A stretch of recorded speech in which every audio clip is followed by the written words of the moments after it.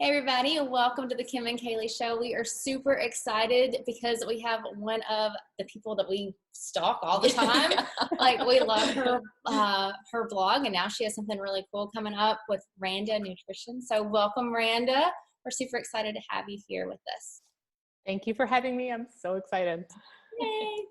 So just, if you don't mind, will you just tell us a little bit about yourself and how you've kind of transitioned? So we found you with the Bewitching Kitchen. And now, we reached out and now you're doing this whole new thing. So can you tell us a little bit about that as well? Yeah. So my name is Randa, obviously. And I grew up not understanding nutrition like a lot of people. Healthy was like a pasta salad with just a few vegetables because there's vegetables in there. So it had to be healthy. So I really had to educate myself, and I went through a lot of trial and error and mistakes. And I don't want moms to feel the way that I did these first, like throughout my whole 20s, basically. Yeah. I'm really hoping that I can help others not starve themselves, essentially, and fuel their bodies properly. And that's how Randa Nutrition was born. But yeah, I started blogging over 10 years ago at the Bewitching Kitchen, and I didn't realize that you have been at it that long. That's awesome. Yeah, really long time. Very cool. But yeah, we can totally relate because I can remember thinking like wheat thins were like what you gotta eat. Like they got thin in the name. Like, come on. Oh, sugar-free Jell-O. Oh yeah. I mean, it's 5 calories, 10 calories. That has to be good. Nutrigrain bars. Yeah. Oh my gosh. Fruit filled. Yes. My grandmother is all about some Nutrigrain bars still. Like there's just no, if the bread is brown, it doesn't mean that it has to be brown. That's grain. Yeah, that's whole wheat if it's brown. So there's all kinds of, things that I think people will learn, from you, because it is just confusing, trying to cycle through all of it and figure out like who can you trust, what can you not trust, that kind of stuff. Yeah. And the whole myths that are out there about how many calories you should be eating, like what, a certain app says when they're like, oh no, you only need 1,200 calories a day. Meanwhile, you are literally destroying your body. Yeah, you're just starving. It's crazy. So now you kind of hit on, the fact that you learned a lot in your 20s, and now you're going in and you're being able to like learn from that and teach other people. But as your mindset around like just nutrition, fitness, and then just overall like how you think, has it changed since you've been, just over the years? Yeah. Oh, for sure. I think every phase was a new train of thought. So in the beginning, when I was initially losing weight, I don't have a thyroid, so I packed on quite a bit of weight, and I had a baby which ended in stillbirth. And so I was trying to lose that pregnancy weight, and all I wanted to do was be healthy. And I'm quoting healthy here because to me that meant skinny. Yeah. All I wanted to be was skinny, which is really, really sad. I found out that 1,200 calorie rule, quote unquote rule, and went with that. It didn't matter what it was. So that was the first stage. I started with the belief 1,200 calories was healthy. It didn't matter what you ate. It could be Twinkies, whatever, just as long as you didn't go over that. So I starved myself. Then it was, oh no, like fruit and vegetables, but it still had to be the 1,200 calorie range. Yeah. Essentially, again, starving myself, getting a little bit more nutrition, but not much. Right. Yeah. Then I went full on overboard with clean eating, where everything had to be super healthy. Otherwise, I would have like a nervous breakdown. I was over the top, and I know I made everyone around me miserable. Until, on a Sunday, my husband would be like, hey, let's get a Blizzard from Dairy Queen. And then I'd have that plus chips, plus everything I was not allowed to have. Yeah. So again, really bad habits there. And as I learned more, I learned that, you should be eating more than the 1,200 calories. Started with that, started upping it. It took me a few years because my body was so screwed up that I would smell food and I would just start gaining weight. Oh, wow. Yeah. It took me a few years to undo the damage that I did to my body. And to really fast forward, it wasn't until I had my daughter in 2018 where I decided to just shift my mindset. And it started with working out. and I was seeing myself as strong. Yeah. So I've always had big arms. That's just the way my body's built. And instead of hating them, I would be able to lift my daughter in the car seat, right? Be like, oh, this is like this 20-pound car seat's not so bad. Yeah. And it was that simple reflection that started connecting the dots and changing the mindset. Wow. Yeah. So after that revelation, it was food is not the enemy. Food is fuel. This is how I'm going to be able to not die like when I'm dealing with my newborn. This is what's keeping up my energy, because in the past with my son, again, I was still in that skinny mentality where I restricted myself with my calories while I was breastfeeding, and I would lose my supply because being skinny was essentially more important, you know?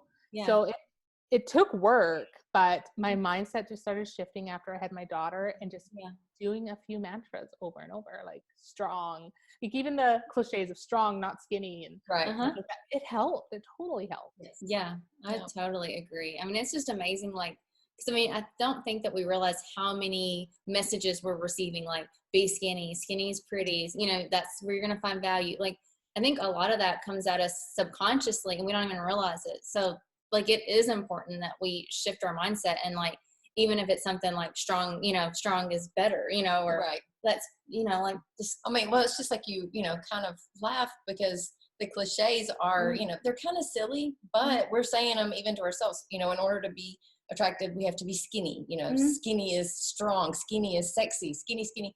We say all that stuff, all of that stuff to ourselves, when we could just as easily say another silly cliche, but food is fuel. I mean, that's not silly. I mean, it's a whole way to change your thought process. Food is fuel. I'm strong. And it just makes it so much easier, I feel like, to make good choices when your mindset's there. Like, I mean, you mentioned, you know, like, I just feel like that whole shift of mindset is so important, because, you know, like the Twinkies and stuff, you could still have, and you were focused on the skinny, but like, if you're thinking about your family and like what your body's capable of, it's going to be easier to reach for something that's going to fuel you, because you're not thinking about it being related to a number or something just outside appearance.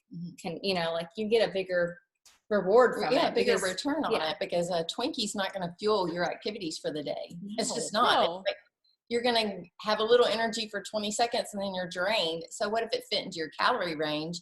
It's not helping you live. It's not helping you sustain life.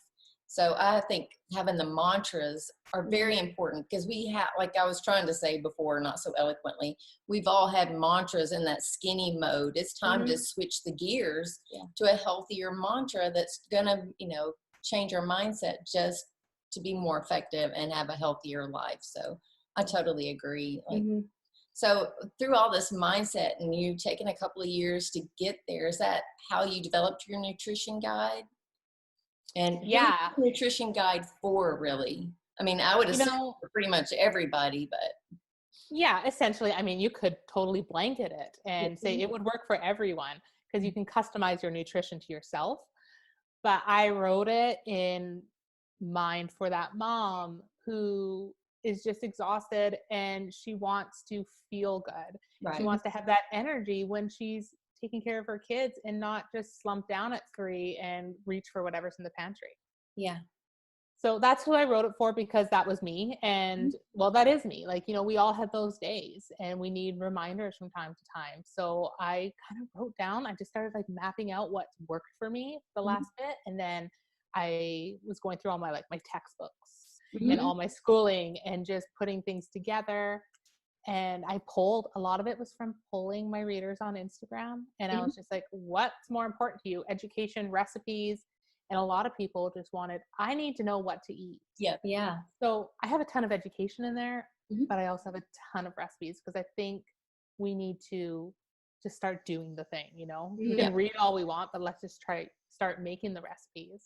And I have info on there, like, you know, if you don't like this food, doesn't mean that you don't make this recipe. Replace it with something you like. I don't eat tomatoes. I don't eat raw tomatoes. I wish I liked them. I don't. I substitute raw tomatoes with red pepper. You know? You can totally sub things.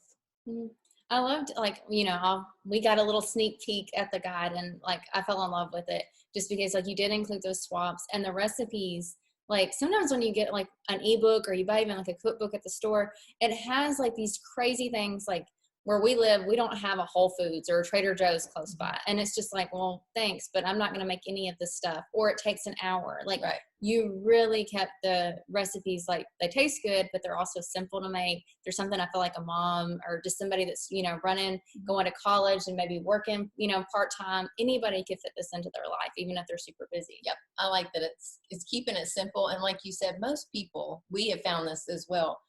They just want to know what works. Just tell me what to do and what's going to work. Yeah. I don't care about the science in general. Yeah. So I really like that about the guide as well. It's just super simple to follow, and it's something that works. Yeah. And I wanted to put something together where the reader could do it themselves. They didn't have to keep coming back to me over and over. I want them to take charge of their own nutrition to show that it's not hard. Yeah. So we talked a little bit about this, like the Twinkies, which I have learned that if I'm going to have a cheat day, it's probably Twinkies aren't my thing. So that's probably not where I'm going to cheat. But I understand, we have to get over that hump. But what is your mindset around the cheat days or just having a cheat meal? I mean, what do you think about that? Yeah. Well, this might just be anecdotal because it's my own experience, but cheat meals lead to cheat days, which lead to cheat weekends, which lead to cheat weeks. I don't want the mindset around food going, oh, this is bad, so I'm just going to have it this one time. That mindset has totally helped me out where, like, say, for example, Halloween, my son will come with all this stuff and I'll look at the Reese's Pieces because I love Reese's Pieces and Reese cups. Yes. But I'm like, I actually don't want that right now. I can get that any day of the week at the gas station down the road. Yeah. Right. And knowing that it's not, just this one time and I can have something anytime I want actually has led me to realize I don't actually want that food at that time. Right. Yeah. If I really did, I'll have one. I'll have a cup or, a slice of cake for birthday. Right. I'm not going to just no cake on my daughter's birthday because I'm only allowed to have that on Sundays or whatever. Yeah, exactly. Yeah. So I was just going to say, like, I feel like when you have that approach and like, you can get the Reese's anywhere, you kind of create an abundant mindset versus like this, like, isolated, like I only can have it right now. So I'm going to eat the whole bag or I'm going to eat the whole cake or, I'm going to have a huge piece or whatever it is. I feel like it really helps because like, it's always there. It's always there. And plus it also helps those who are like, okay, I've got to eat it all now so I can start tomorrow. Yeah. And then they go, well, those people. Hello. Me. Yeah. Been there. There's no judgment whatsoever. Because, okay, I'm going to eat all of this pizza. I'll tell you a story real quick. Yesterday, Kalee and I we go every Tuesday to have a pizza and wine. It's something that we have learned that it's always going to be there, hopefully, not quarantined. Yeah. We can go have our pizza. And it was buy one, get one. So a pizza was brought home. And normally her husband eats it. And, but he didn't want it. So I brought it home. And it was so there. Like, I can eat this. Like, nobody's here watching me. I can sit here and eat this whole pizza. Nobody's going to know. And then I'll start fresh tomorrow. And then I did what you said. I can have this pizza next week.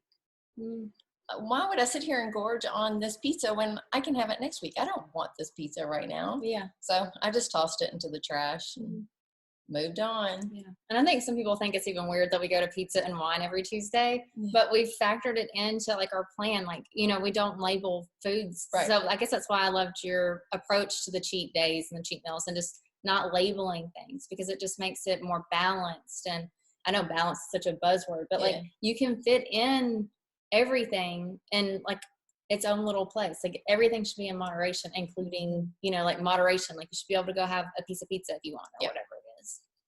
I use pizza all the time in my examples because nobody wants to go and eat a few pieces of lettuce, a salad bowl of lettuce, while their family's eating pizza. Yeah. Just don't eat the whole thing. Yeah. Have a couple slices, have a side salad or some veg, like raw veggies really fill me up, obviously. So I like to have some veggies and dip on the side. I always have baby carrots in the fridge, right? Yeah. So there really, I know we were talking about the cliches, but there really is something for the trendy words, balance, moderation. They're trendy because they're the truth. They work. You need to keep everything in balance. And everything cycles back around. Have a couple of pieces of pizza and have your fresh veggies too. So along with the baby carrots, what are a couple other things that are always in your fridge? So I always try to have washed and prepped vegetables. And when I say prepped, just sliced. That way, when I'm super tired and I don't want to make dinner, I know the battle's pretty much half over. Same with when I am hungry, especially right now while I'm working, it's also, I don't even realize it's 2 p.m. and I'm like, oh, I should have a snack. And then all of a sudden my stomach's like, you need to eat now. Yeah. So, going to the fridge and being able to just reach in and grab a few carrots and some hummus, that it just makes it easier. Otherwise, I would be going to the pantry and grabbing chips and salsa. Yes. Yeah. Yep. So having things prepped is key. I make most of my own salad dressings, but I do like to have 1 or 2 bottled ones. I buy either the Primal Kitchen, Chosen Foods. I have a couple of those that are really good. And I really like, so I don't like tomatoes, but I love marinated sun-dried tomatoes. Yes. I put that on my salads. It just kind of brightens things up. Yeah. So that's always in my fridge. That and pickled carrots. Pickled carrots.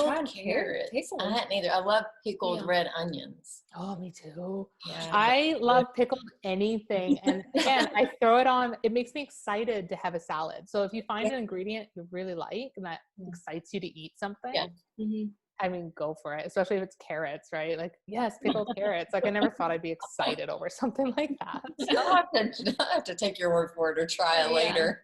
I'll have to look for them. I want to try them because I like carrots, but I like them more cooked. Like, I couldn't just eat raw carrots just forever. Like, I just couldn't do it. Or maybe if there was enough ranch, but you gotta, be careful of the ranch. That's me with the hummus. And like, oh no, I'm almost out. I can't do hummus because I'll eat too much of it. So been there. I've ate a whole container or 2. So I'm like that with peanut butter.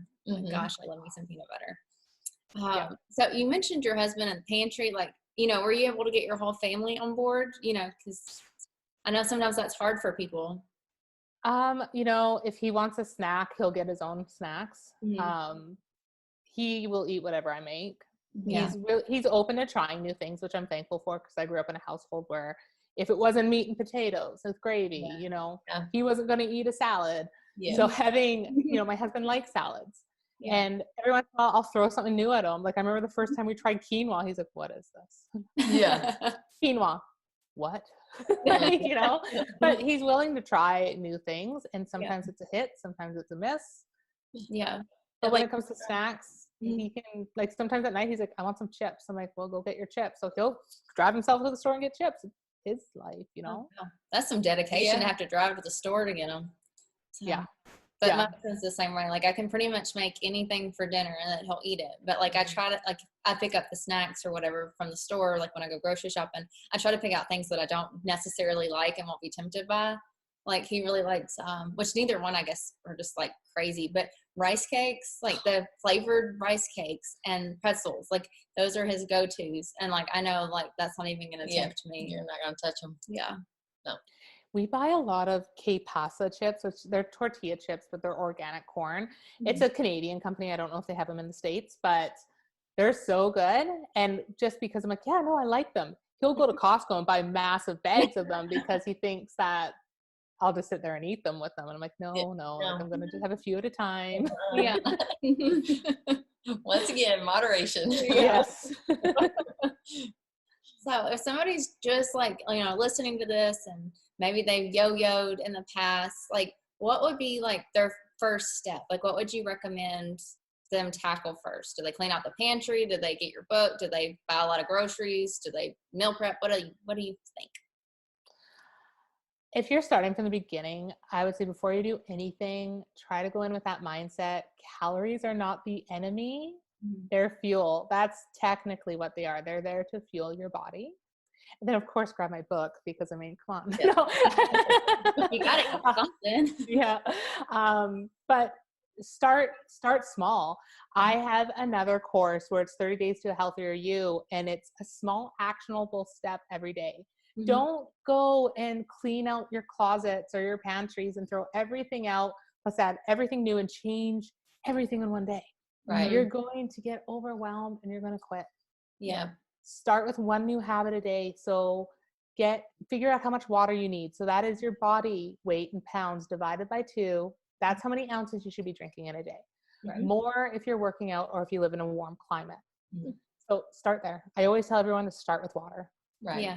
Then you're going to want to figure out how much you should actually be eating for your size. And I have the whole formula in the book, or you can Google it because it's everywhere. Right. And again, you use that. I tell you in my book to use that with a grain of salt because everything's not 100% accurate. Right. Right. So don't be like, if it's telling you only need 1,678 calories, you don't have to hit that mark. Right. Right. Give it 100 or 2. Like, that's okay. Calm down. Like that used to be me. I used to obsess over it. Yeah. So for if someone told me that was okay, it would have saved me a lot of headache. Right. Yeah. But, don't starve yourself. If you're super hungry, go have some veggies, go have some protein. That's why I always say carrots and hummus, if it's a mix of both. Right. Yeah. And go from there. I do think meal prepping is helpful. Yeah. It's what keeps me on track. I don't prep full meals in advance.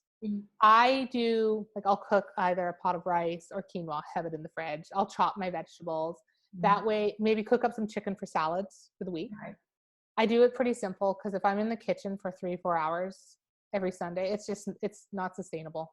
No. Yeah. We've tried it before too. And I didn't even really think like what we did was meal prep, but I guess it is because like, we'll know, okay, well, I'm going to have like my eggs and avocado and some fresh berries. And so like my fresh berries are ready to go. My avocado, like if I've started it, it's already cut up. Like I usually, go ahead and have stuff ready. Right. Like, We so we meal plan. Yeah. And we prep what we can. Like we're not big cookers, but we definitely have our meal plan for the week because we're like you. I don't want to look necessarily if it breakfast. Okay. What did I say I was supposed to eat for breakfast? Which I know that's a little control freakish, but this is what keeps me on. So I just look at my meal plan. What was I supposed to eat today? What am I supposed to eat for lunch? I have it all planned out the weekend before. And so I can prep those little things that I'm willing to prep, like the berries and the cut vegetables. But because I'm like you, I couldn't have done it on a Sunday. We tried and it was just like, Yeah. So I feel like, that's just like one of those mental obstacles that I think gets in people's way. So like, I think it's good that we're all talking about how we like meal prep. It's not overkill. It's not like 3 hours in the kitchen. No. Like it can just be a quick little thing. Like when you're unloading groceries, if you have your kids around or your husband around or your girlfriend around or whoever, they can go ahead and start washing whatever it is as you pull it out of like the grocery bags. Yeah. And I can't believe I didn't say meal planning. Yeah. Meal planning. Definitely. Everyone needs to do that because on the weeks that I don't, it's just like, oh, what do we have? You walk in the fridge and you stare at it and you're like, let's order Domino's. It's great. Yeah. The drive-through, hello, or order something. If you haven't prepped, it's not even satisfying. Like at least like if you have, a get together with friends that you're going to, enjoy something that they've cooked or you've, gone to your favorite restaurant, you're going to enjoy that. The Domino's quick run because you're starved. It's not worth it. Right. I'm always disappointed when it happens. Yeah. So, yeah. Yeah, meal prep or meal planning really helps us. And we repeat a lot of our meals too, which I think helps. Yeah. Just because it keeps things simple, keeps the grocery list small, keeps it, the cost down. Right. That's something I did when I put together the meal, because I have a 1-week meal plan as an example in the guidebook. And I made sure that there's leftovers. So maybe leftover dinners for lunch or, because you don't want to be in the kitchen all the time. Oh, exactly. And you want to make sure you have space for your life. So again, I have like one of those, like have a glass of wine with your steak tonight or whatever, like order a pizza or make a pizza. It's real life. Like I say I teach realistic nutrition and that's what that means is it's real life. There's no deprivation. We're not sitting here every morning taking a shot of wheatgrass. Right. Yeah. I love it. I mean, we're speaking the same language. I mean, exactly us. I mean, just keep it simple because this is life. It's not a diet. It's not a 2-week or 21 or 90-day thing. It's life. You want something where you can just live. Yeah. And I found like that this way of thinking is also empowering because like you don't have to go, okay, well, if I don't have 1,648 calories or whatever the number was, like my body can still work. Like my body can still burn that off. My body can still function. Like it's able to deal with 100 calories or, 20 extra calories or 200 calories. It's able to function. Like when you think about like having the wheatgrass or you can't eat between this window and you get in all these rules, it's just like, well, you forget what your body's actually capable of. Like it can do a lot of stuff. Your body's smart. Your body is so smart. And I every once in a while, I don't fall into old habits, but say I'll do a program where there's a certain meal plan associated. And I'm like, okay, let's try it. And it's like a week in and I'm getting super strict with myself and I see myself falling into old habits. I have to step away. Right. Yeah. Because I'm like, no. If I'm feeling bad over putting this cream I love in my coffee, there's a problem. Or because I want a whole banana instead of half. No. So I try to stay away from like strict meal plans that go with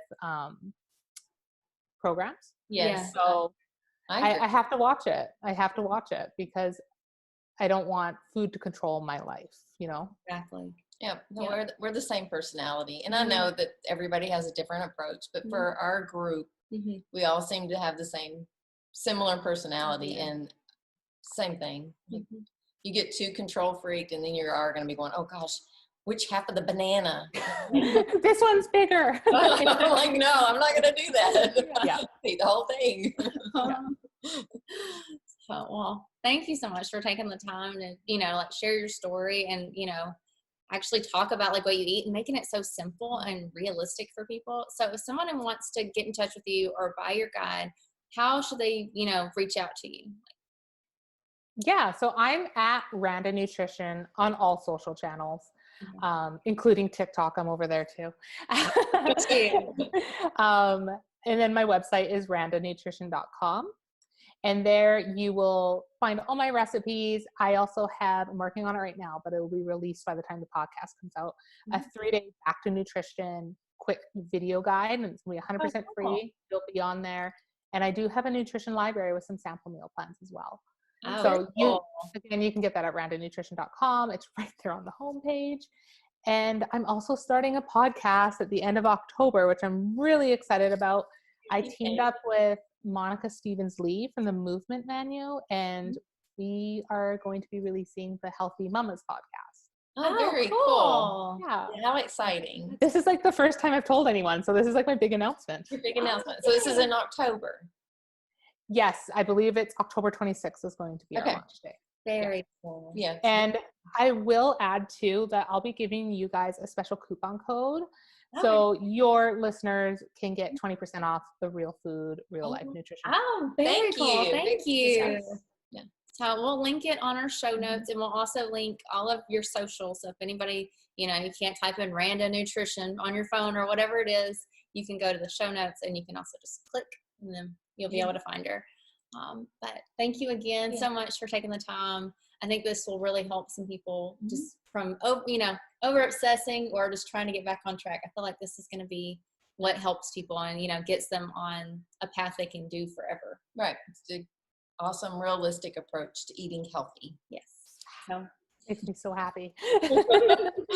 Me too. I love it. And if you liked this episode, make sure that you subscribe to the Kim and Kalee Show because we're always having, really cool people on just like Randa. So make sure that you subscribe. And if you liked this episode in particular, make sure you give us 5 stars. All right. We'll see you next week. Bye, guys.